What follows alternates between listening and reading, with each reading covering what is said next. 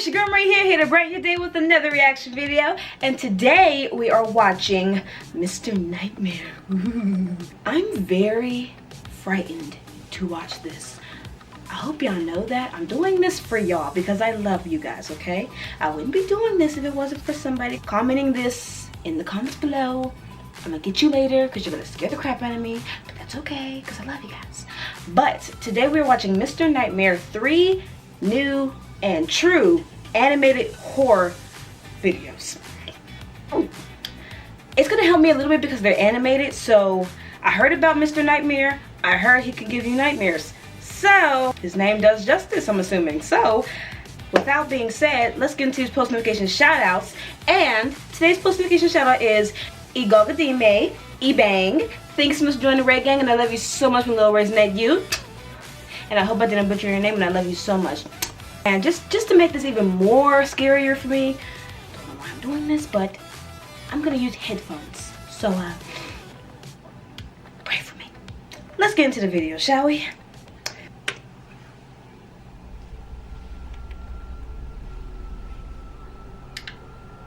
I've been staying in my apartment in Jersey City during this coronavirus I don't like the music. epidemic. My roommate has since gone home to Ohio to stay with her family during all of this, so I've been in the apartment alone. I've been mostly just watching new movies and shows. I try not to go out too much because my city is pretty bad right now. A couple days ago, I was running extremely low on food, so I had to make a mandatory grocery run. I went to the nearby Trader Joe's wearing a mask and gloves, which, including the insane line and limited stock, turned out to be a production. On my walk home in the dark, I realized the streets were even quieter than they were the last time I went shopping, just a week before. Suddenly, out from an alleyway, some guy wearing a mask and gloves approached me. He had a baby wrapped in a hoodie and small blanket in his hands. He seemed very sincere in asking me to let him take his son to my apartment real quick so he could change his diaper and feed him his food.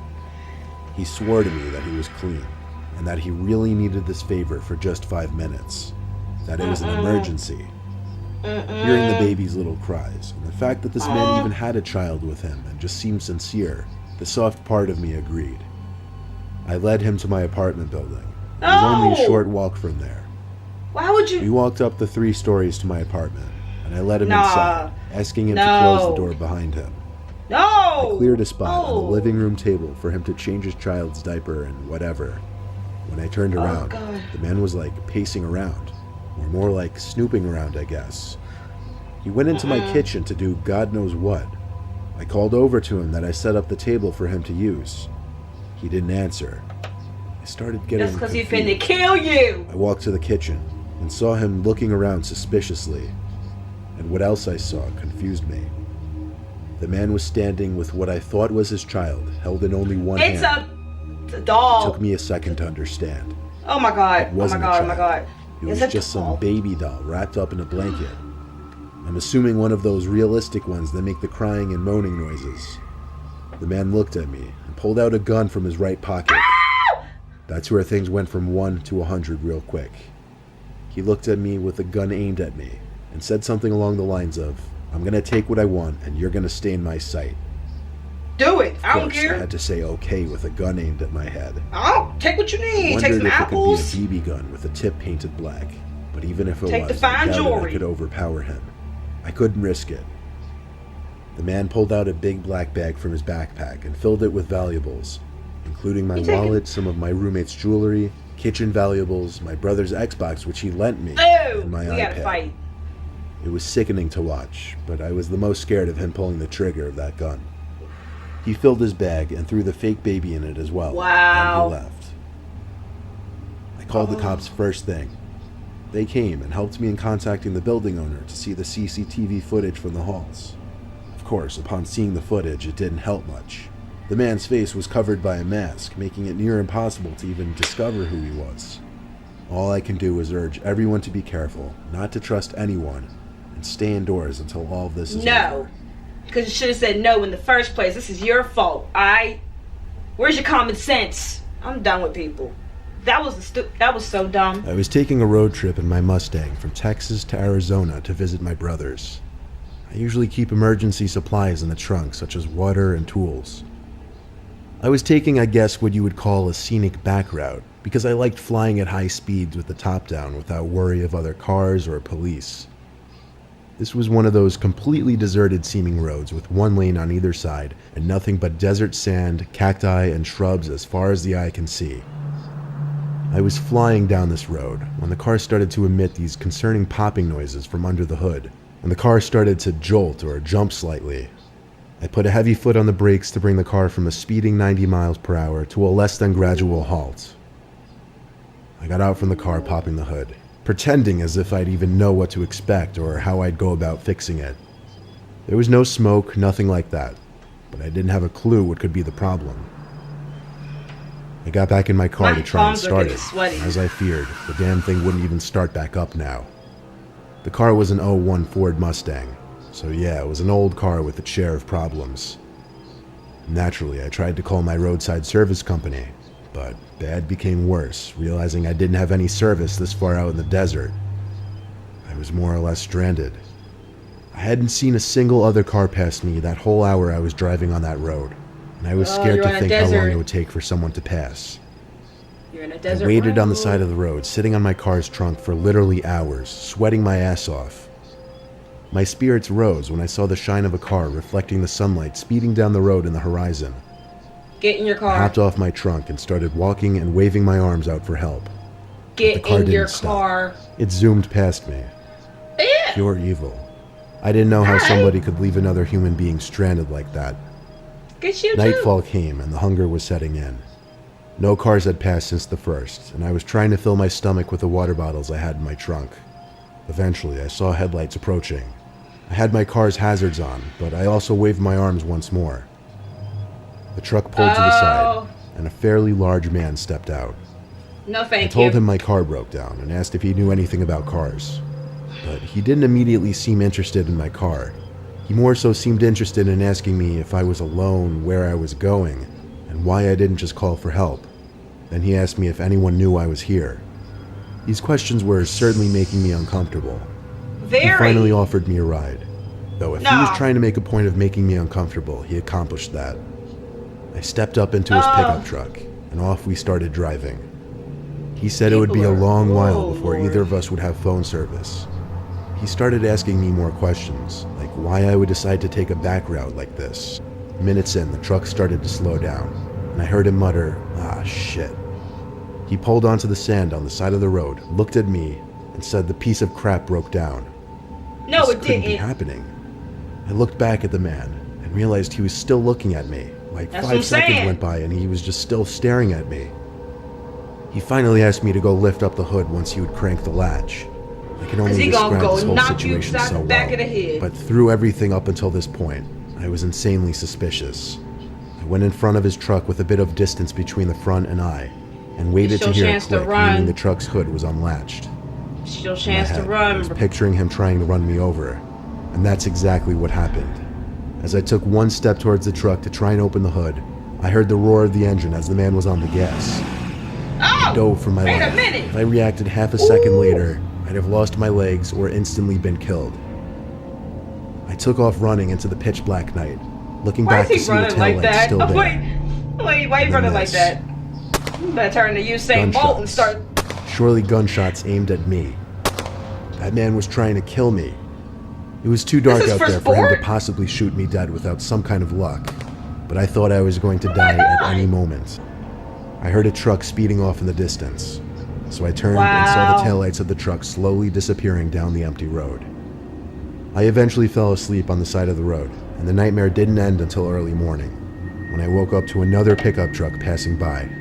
I waved them down, man. covered in dirt and sand, and thank God this man was actually normal. He and his wife.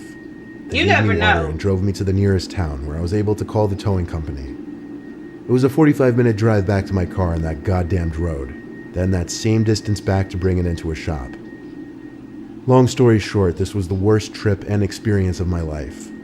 Having I someone bet. try to run you over and then shoot at you isn't something you simply get over. It's the fact he dodged the bullets for me. Oh, see, nothing good ever happens in a cemetery. Why do people go When I there was just 19, to go? my friend Sean, who was a big goofball, came over to chill in our basement as he often would during the summer. It's a different type of animation. I remember he had a Okay. Coke bottle in his hand and I was eating Wendy's when he said we should check out that creepy little cemetery across town. It was the most random idea ever, and I even told him that. Still, we had no school the next day, and I knew exactly which cemetery he was talking about. I don't know if one should even call it a regular cemetery. It's just a small plot of land with maybe 100 tombstones at most. The tombstones very archaic looking, and any time we'd pass, there would be no signs of anyone having come to visit within the last decade. The site probably dated back centuries, and it had this super creepy vibe to it because it was closed off by a gothic metal fence, and it was surrounded by woods on two sides, the road on one, and some old abandoned building on the other. Everything about it just gave scary vibes. It took a little persuading, but Sean managed to get me to want to check it out too. Ironically, it was a very cloudy, wettish kind of day. I guess conveniently adding to the mood. Sean pulled up his Honda to the side of the road. I told him to pull up more so it wasn't obvious. This was a low traffic road, so it would look kind of suspicious. He pulled up a few hundred feet down the road, and we got out and cut through the woods so that any potential passing traffic wouldn't see us entering the little cemetery. Hopping the fence in the woods was easy. It was maybe a 3 or 4 foot fence. Sean kind of took the lead on this since it was mainly his venture. He led us through the eerie little plot of land, and we looked at the archaic tombstones. They all seemed to be from the 19th century. The writing on some of them was illegible at that point. I know it sounds super dumb and cliche, but I couldn't help but feel like I was being watched constantly. Because you are, it's a cemetery. I told Sean how creepy this was. I know, he replied. Still, with the feeling of being watched, I looked at the abandoned building next to the cemetery, at one of the windows. Oh! For a brief moment, I knew I saw someone standing an at the abandoned window, building. looking through the fog, smudge, and dirt on the glass. But they casually either ducked or walked away from the window. I told Sean we were being watched by someone in that building, and he turned to look at it as well. Then he went to look for the entrance to it. I told him don't. I said we should just leave before we get in trouble. I stayed still by the tombstone he was looking at while he walked around the building. And you can go alone. I'ma go home. He found a way in. He called me over, but I stayed put. Then I heard some loud kind of crack. So I looked in that direction, and there was this older man, probably around 55. Gray hair, had on a black raincoat. I believe he was wearing jeans, ready to kill somebody. And he had a mustache. Oh my God. But that's all I really got of him. Then he opened his mouth and screamed. Not just yelled, he screamed, "Get out." He screamed it so loud I thought I saw birds fly away from being startled. And just like that, I started to feel lightheaded, and suddenly everything went dark. Why? The next thing I remember was waking up to being dragged in the woods. I freaked out, thinking I was being kidnapped. But when I turned and got up, I saw it was just Sean. Ooh. Sean was freaking out about something.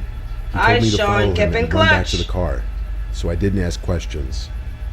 As we ran through the woods, I heard something close behind me, and when I turned, I realized we were being followed by someone, so I ran even faster. Why is he walking like that? We got to his Honda, and he basically put it in drive before the car even had a chance to fully start. When Sean was inside that abandoned building, he found a sigil of bafflement painted on the wood floor, which is basically the sign of I Satan. don't think so. Around it were a bunch of freaky dolls with buttons for eyes. I don't like dolls. He didn't get to see anything else in the building, because he heard the old man scream at me outside. He came running to find me passed out on the floor, and he saw the old man slowly walking over to me. He started to drag me away from the old man and into the woods. He actually literally picked me up and threw me over the fence to get me out. Ooh, you got a good friend on your hands. And that's when we ran. I had only fainted one time in my life, and it was at that moment. I don't know why I fainted, but it happening at a graveyard with some kind of satanic ritual building right next to it makes it that much stranger.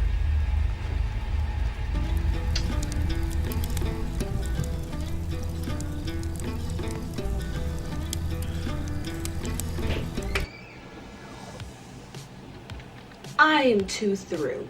First of all, let's start with the first story, okay? The quarantine. The guy was stupid enough to let that man into his house during quarantine. Why, I don't know. That was the dumbest thing ever. Then you choose to lock the door behind the man. You choose not to watch the man. Why are you not watching somebody that you don't even know? You invite them into your house? That's no number one. And then no number two, look, I'm gonna have to get shot for my PlayStation because that's my child. We fighting today. We fighting. That one was just plain stupid. It was wrong. It was idiotic. Number two, I think it was The Stranded. Why are you taking a trip by yourself? That's all I want to know. Why are you going somewhere by yourself? Why don't you got anything to protect you within the car if you're going somewhere by yourself? And why are you taking back roads that you don't know about by yourself? And then you almost get kidnapped. You're lucky you got out of the car in the first place. And when you start running, you get shot at. And you almost get ran over. That one wasn't scary. It was kind of funny the way he was running. But if it was me, personally, I'm running like Usain Bolt. I'm going to be out there. It's going to be like the Olympics. You ain't catching me. But we're going to get to the third one, which was the kids. The stupid teens. If you have a friend out there that wants to do idiotic stuff, like go visit cemeteries at night, don't listen to them. Let them go on their own. You stay home. If they show up on the news the next day, you know you got a good conscience, okay? Because why did you go in the first place? It's a cemetery. People lurk for kids. People lurk for people. They want to kill you. That's what, like you say, I feel like I'm being watched. Really? That's the killing grounds for a murderer. And then you see a satanic pentagram with baby dolls. Little mini baby dolls around the pentagram. I don't think so. We're not playing those games here. I rebuke you in the name of Jesus. I ain't like that last one. And see, the friend, I'm not gonna lie, I thought he was gonna be a wimp and I thought he was gonna leave his friend. But not. He drug his friend through the bushes, you know, launched him across the gate.